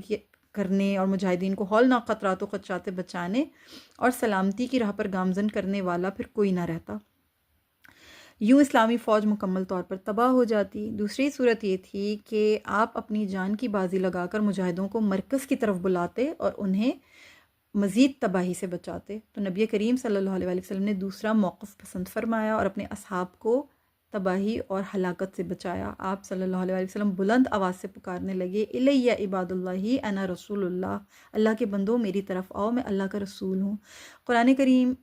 رسول اللہ صلی اللہ علیہ وسلم کے اسی انتہائی دلیرانہ اور دانشمندانہ کردار کی طرف یوں اشارہ فرماتا ہے، اور اللہ تعالیٰ یوں سورہ آل عمران آیت نمبر 153 میں ارشاد فرماتے ہیں کہ جب تم بھاگے چلے جا رہے تھے اور کسی کی طرف پلٹ کر نہ دیکھتے تھے اور رسول اللہ صلی اللہ علیہ وسلم تمہاری پچھلی جماعت میں کھڑے تمہیں آوازیں دے رہے تھے، پھر اللہ نے تمہیں غم پر غم دیا تاکہ تم اس چیز پر غمزدہ نہ ہو جو تمہارے ہاتھ سے جاتی رہی، اور نہ اس مصیبت پر جو تمہیں پہنچی، اور تم جو عمل کرتے ہو اللہ اس کی خوب خبر رکھنے والا ہے۔ امام مجاہد، قتادہ اور سدی فرماتے ہیں کہ اللہ تبارک و تعالیٰ اس آیت کریمہ میں اسی حالت کا تذکرہ فرما رہا ہے جب مشرکین نے مسلمانوں کو جا لیا اور مسلمان بھاگ کھڑے ہوئے، کچھ مدینہ میں داخل ہو گئے، کچھ چٹانوں پر چڑھ گئے، مسلمان شدید اضطراب اور عتاب میں آ گئے۔ اس ہیجان اور ہلچل میں وہ ایک دوسرے کی پہچان ہی بھول گئے۔ نوبت یہ آ گئی کہ رسول اللہ صلی اللہ علیہ وآلہ وسلم نے انہیں بلند آہنگی سے پکار پکار کر فرمایا، الیہ عباد اللہ، الیہ عباد اللہ، اللہ کے بندوں میری طرف آؤ، اللہ کے بندوں میری طرف آؤ۔ لیکن مسلمانوں نے چونکہ ایک افواہ سنی تھی کہ محمد صلی اللہ علیہ وسلم شہید ہو گئے ہیں، اس زبردست المیے سے ان کے دل دہل گئے اور ظاہر قدم ڈگمگا گئے تھے۔ لیکن جب انہیں یہ معلوم ہوا کہ الحمدللہ رسول اللہ صلی اللہ علیہ وسلم کی ذات گرامی کو کوئی غضن نہیں پہنچا اور آپ اللہ کے فضل و کرم سے زندہ ہیں، تو پھر وہ دوبارہ صف بندی کرنے لگا اور ان کے دل سے وہ جو غم تھا وہ دور ہوا، اور کامیابی کے بعد شکست کے جو احوال تھے دیکھ کر انہیں پھر ایک حوصلہ ملا، اور جو ان کو جو ایک اللہ تعالیٰ نے جو ایک ان کے دل کو جو حوصلہ عطا کرنا تھا، جو ایک سکینت ان کے اوپر آنی تھی، وہ پھر ان کے اوپر لاحق ہونا شروع ہوئی۔ اب اس کے بعد انشاءاللہ تعالیٰ میں آپ کے ساتھ اگلے لیکچر میں اس سے آگے کی بات کروں گی کہ رسول اللہ صلی اللہ علیہ وسلم کس طرح خطرے کی زد میں آئے، کس طرح سے جو انصاری صحابہ تھے انہوں نے اور مہاجرین صحابہ تھے نبی کریم صلی اللہ علیہ وسلم کی، انہوں نے حفاظت فرماتے ہوئے کس طرح قدموں میں شہادت کا اعزاز حاصل کیا، کس طریقے سے نبی کریم صلی اللہ علیہ وسلم کو شدید زخمی کیا گیا، اور انشاءاللہ اس سے آگے کی جتنی بھی روداد ہے وہ میں اگلے لیکچر میں آپ کے ساتھ ذکر کروں گی۔ اللہ سے دعا ہے کہ جتنا آج ہم نے پڑھا ہے، سمجھا ہے، سیکھا ہے، اللہ ہمیں اس کو اچھی طرح سے سمجھنے کی اور اس سے بہترین سبق حاصل کرنے کی توفیق عطا فرمائے۔ بہت خوبصورت غزوہ ہے، بہت کچھ ہے اس میں سیکھنے کے لیے انشاءاللہ تعالیٰ۔ اس تمام کے اوپر جب میں اس کو سم اپ کروں گی تو پھر انشاءاللہ اس کے نتائج کے اوپر بھی بات ہوگی، اور وہاں یہ تمام واقعات ریکیپ کے طور پہ آپ کے سامنے ضرور رکھوں گی۔ اللہ سے دعا کیجئے کہ اللہ تعالیٰ مجھ سے آپ سے اسے قبول فرمائے، آمین یا رب العالمین۔ اجازت دیجیے، السلام علیکم ورحمۃ اللہ وبرکاتہ۔